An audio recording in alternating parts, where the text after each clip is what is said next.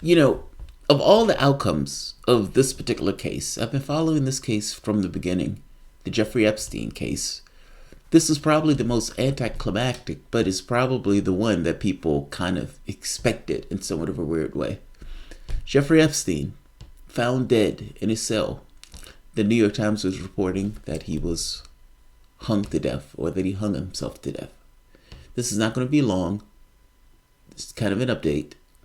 I do want to talk about a little bit about this. Welcome to the Soapbox.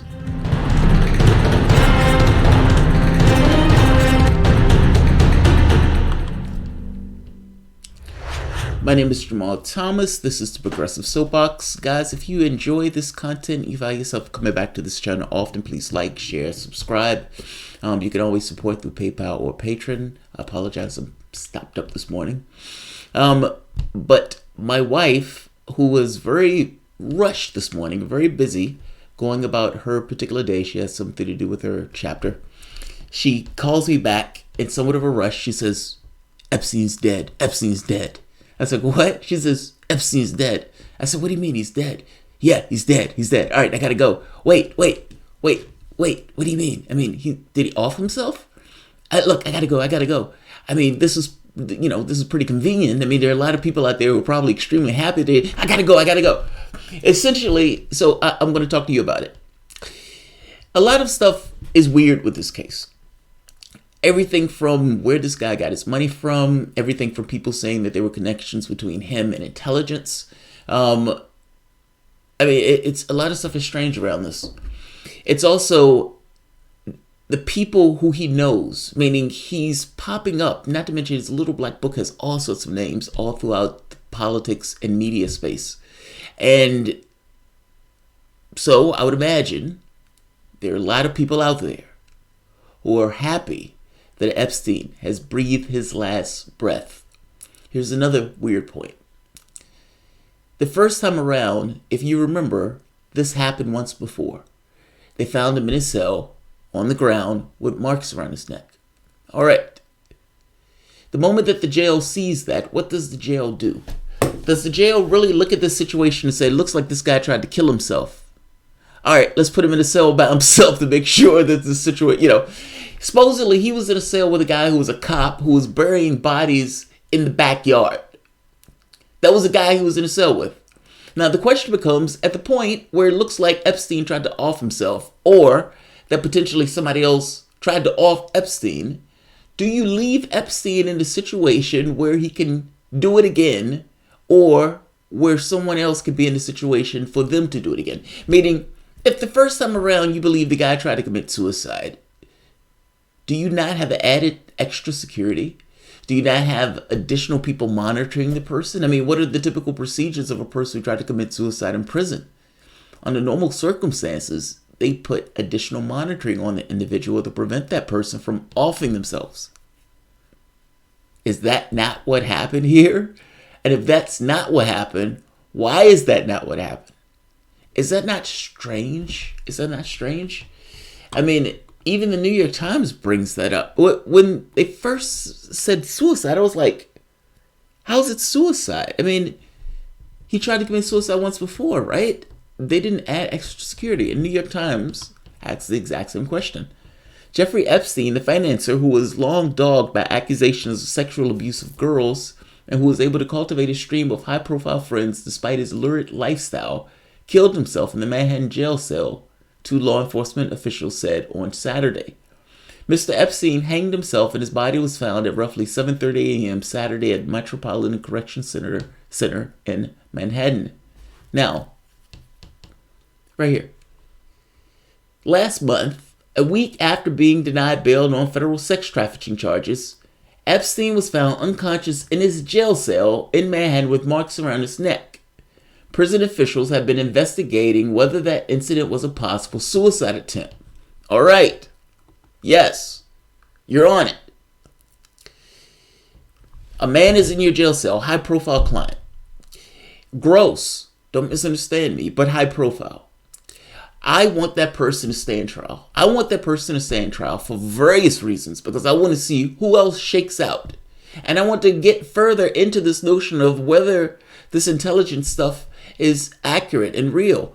Whether there are other people in the political space, in the media space, that was working with him, that might have had interactions with him in this way.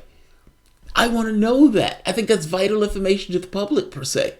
So I want him to go and stand trial and potentially be put behind bars for a very long period of time for having sex with children. I said on more than one occasion, I've myself have been abused. And so I have somewhat of a dark tint and perspective towards this. And by the way, even if I wasn't, I would have a dark perspective towards this. My point is this. I don't want him dead. I want him standing trial. Not everybody has that perspective, however. Especially if you are one of those people who may be implicated by something that Epstein may say. And not just that, people who may just hate his guts because of what he's guilty of. There are a lot of people that don't share my perspective that Epstein should stand trial. And we're perfectly okay with his head being on somebody's pike. My point is this.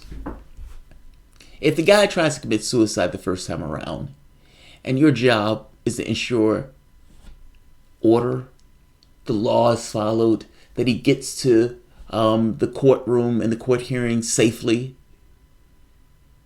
If you tried to commit suicide once, how do you ignore that? And if you didn't ignore it, how did he end up committing suicide again? I mean, for fuck's sake.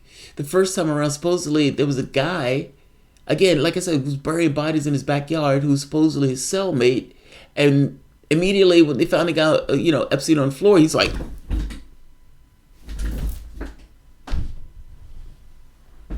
"Did you see it? I didn't see anything. I didn't see anything. I didn't see anything." That's what that guy was.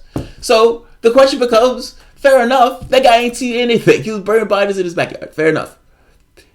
But doesn't the correctional facility, the Metropolitan Correctional City of Manhattan, don't they have a responsibility to ensure that Epstein is safe and sound? And if he tried to commit suicide once, at the very least, if it was even suspected that he was trying to commit suicide once, wouldn't it look like they would add additional security or additional oversight to ensure that he doesn't off himself? Not to mention the jarring effect of a billionaire going immediately to this notion of being an international pedophile. I mean, all of those things can weigh on an individual's mind. Just because he's a pedophile doesn't make him superhuman in regards to him being able to tolerate this type of stuff. My point is this.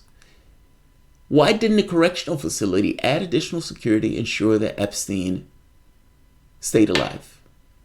And if he tried to commit suicide once, why didn't they expect him to try again? Did they think to himself, well, he tried once, he failed, that's going to be it. He's not going to try it again. We have a psychologist who said he's not going to try it again. None of that took place.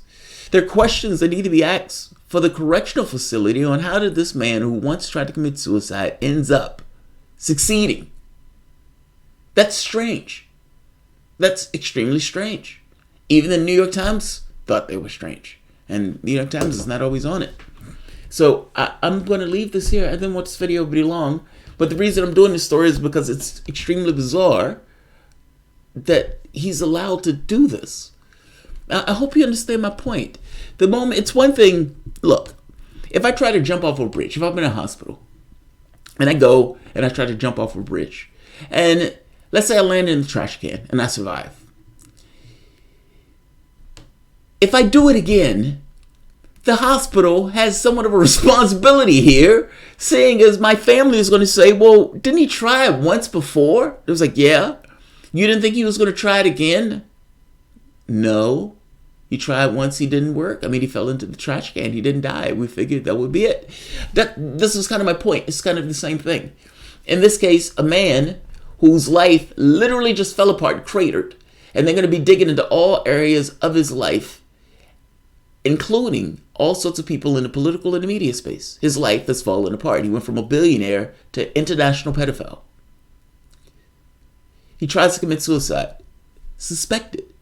Whether it's suspected or whether he tried to do it or not is irrelevant. The fact that it's suspected in and of itself is going to be taken as this is true. We have to take that's true just for operating. But somewhere along the way, he accomplishes his objective And the question has to be asked of the state. When he tried to commit suicide the first time around, you didn't believe him? You thought he was fucking around? How did this man end up committing suicide when he had already had tried once before and failed? And you knew he tried once before and failed. My point is this. I want him to stand trial. That's what I want. And I got to be honest, everybody should want that. Because there's all sorts of shit that may break loose because of this. Meaning he's more valuable on stand as opposed to being dead as a doornail. So, I know a lot of people are like, yeah, this is a great reality that the guy got offed. Look, he was going to have a shitty life in prison. If you're looking for the worst case scenario for him, this is not it.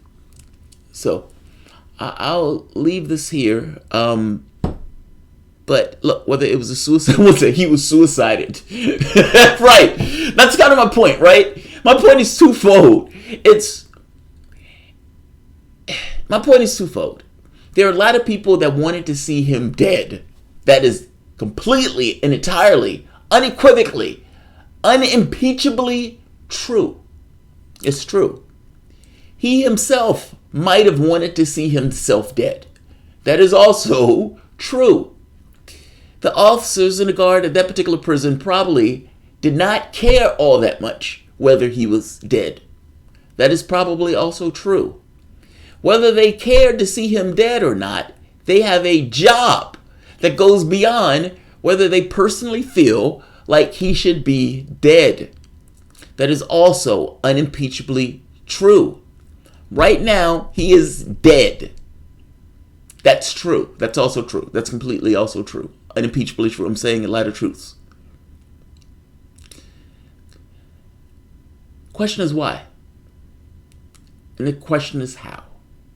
And I understand it's a suicide, but the larger question of how is, how did the man who tried to commit suicide once before, that the state knew he tried to commit suicide once before, ended up committing suicide while in the custody of the state that is supposed to ensure his aliveness, at the very least, to stand trial? This looks weird. And questions should be asked about this. Questions should be asked. This looks bizarre.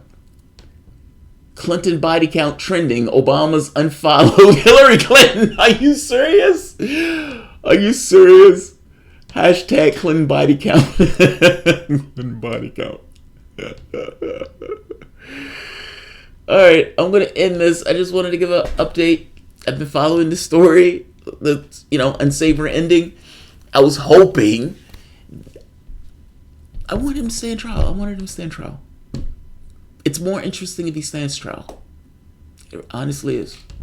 Not to mention, this is one of those cases where I kind of wanted the law to be followed, not for him to be quote-unquote suicided, as one of my, to turn the phrase, audience said. Like, share, subscribe. Thanks all.